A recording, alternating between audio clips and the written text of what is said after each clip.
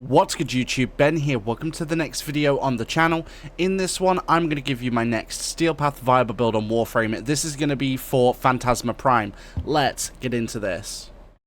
Alright, got paid from work, and I treated myself to a bit of platinum and one of those Ire things, so I was able to get Phantasma Prime, never had it before. But this is my build for it. Now, of course, I will label this as a Steel Path viable build, because whilst it's viable for you to use on the Steel Path and will definitely get you through it, it is not something that's probably going to get you to level cap. But let's jump into the build.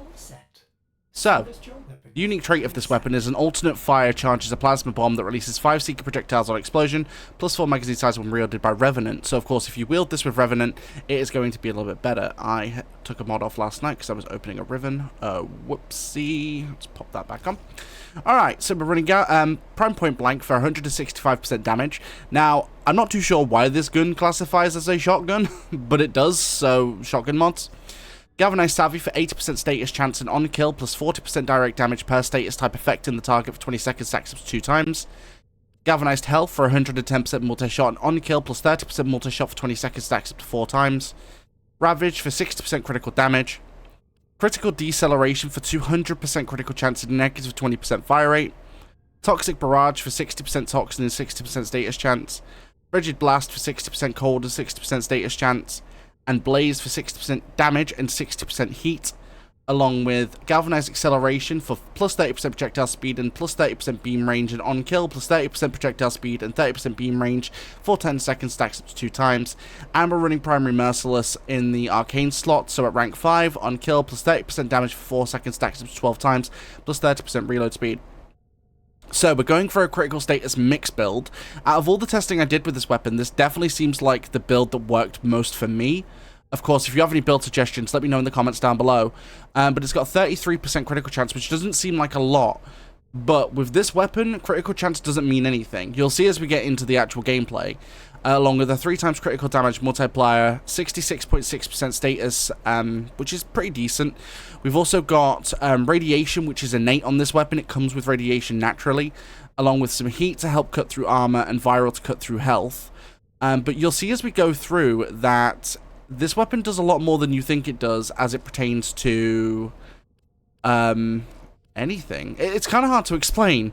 You'll see as we get in, but just so you know as well, I do have Archon shards on my Calervo. However, none of them affect anything to do with this weapon. These are melee crits. This one's for energy on spawn. These are for armor. And then on Calervo itself, it has nothing that boosts it. It has steel charge, so that's going to boost melee damage. But yeah, other than that, let's jump into the mission. I'll show you what this thing can do. Alright, as per usual, we're here at Oxmoko in the Void, and I'll quickly explain why we're here. So the Void is one of the latest game areas of the game, so you're dealing with higher level enemies. Not to mention, whilst you're here, you're dealing with the Corrupted, and with the Corrupted, you're dealing with enemies with just health, enemies with health and shields, and enemies with high armor, giving you a more varied example of what your weapon slash Warframe can do. Alright, let's jump in. So, pretty much as you start, you will see you actually melt through everything, and as I said earlier on, the critical chance on this thing doesn't matter, because you hit crits a lot more frequently than you think you would do with this weapon. It's honestly kind of wild, because obviously with such a low critical chance, you don't think you'd hit very hard, but you do. You sort of just waylay everything. Now, I will spoiler alert this, the only enemies you do have a hard time with are heavily armored units in terms of stuff like Acolytes, because they're very status resistant, which is unfortunate, because with weapons like this, it does become difficult. It's the same sort of thing with weapons like Atomos, Amprex, anything that runs status highly, you're going to struggle with. But for everything else, you absolutely melt through. Like, it's actually kind of wild how much you melt. Like, it's legit crazy. And I love how much you melt through stuff, because for me, it's definitely indicative of a decent weapon when you can actually melt through stuff, like, pretty fast. Because, I mean, look at this. The weapon speaks for itself in terms of the way it works. It just shreds. Stay focused. There's a heavy unit approaching. Now, with stuff like heavily armored units, draining through armor and shields isn't an issue.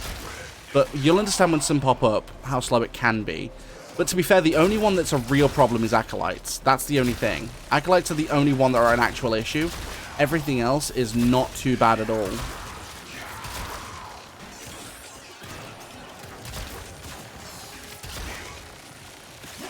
See what I mean? Like, shredding through those units really isn't the hardest time in the world at all.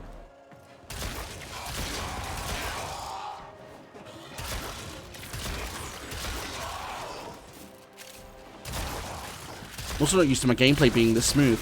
So, for the past few months, I've been having a real difficult time with my computer. I couldn't even play Warframe on it. Like, I would literally have issues. But I've literally just upgraded my PC. So, it's literally a whole new build. The only thing that is the exact same is my graphics card. That's it. Everything else is brand spanking new. Including a brand new processor, brand new motherboard, because I'm running AM5 now, so I'm able to get a lot more done, which is very spicy. I'm just hoping my recording settings, because I've had to sort of jerry-rig a setup temporarily to like have time to get all my settings fine-tuned. But hopefully everything looks and sounds decent enough for the next few videos. Whilst I, again, sort of spend time getting it all sorted.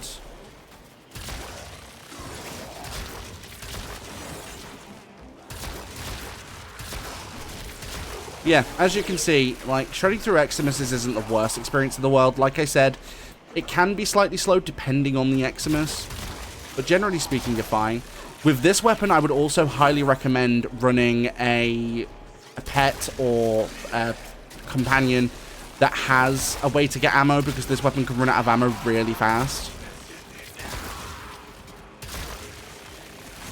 As you can see, why is it every single time I'm on this mission recording, I get Archon, not Archon, I get Argon crystals, and then when I need them, I don't get them at all. But you're about to see what happens with Acolytes in this weapon, so I'm going to get my Nami Solo prepared, because I'm going to need it in a sec. Right, so, shredding through shields, not really a big issue. It's everything else. As you can see, it's slow cutting through that health. Now, you can use the alt fire, which will do okay amounts of damage, but nothing more than okay amounts of damage. So I'd recommend swapping to a different weapon to take out the Acolyte, like I'm going to use my Nami Solo, which takes it out instantly. So, not the best weapon against Acolytes, which is... I can normally build around Acolytes, but with this weapon I've just had such a hard time. Again, if you guys have any build suggestions, leave them for me in the comments. I'll be more than happy to take suggestions on builds for this. But this is the build I've been able to come up with, so let me know what you think about this build in the comments down below. Don't forget you can support the channel completely for free just by liking, commenting, and subscribing. It really helps that YouTube algorithm. Don't forget you can support the channel even further by becoming a channel member from as little as 99 pence per month. And don't forget I do live stream. When I go live here on YouTube and over on Twitch at the same time. My streams here on YouTube are in the shorts form feed, some more for mobile. If you want to catch the exact same streams at the exact same time in full 1080p, feel free to join me on Twitch. That link is in the description below.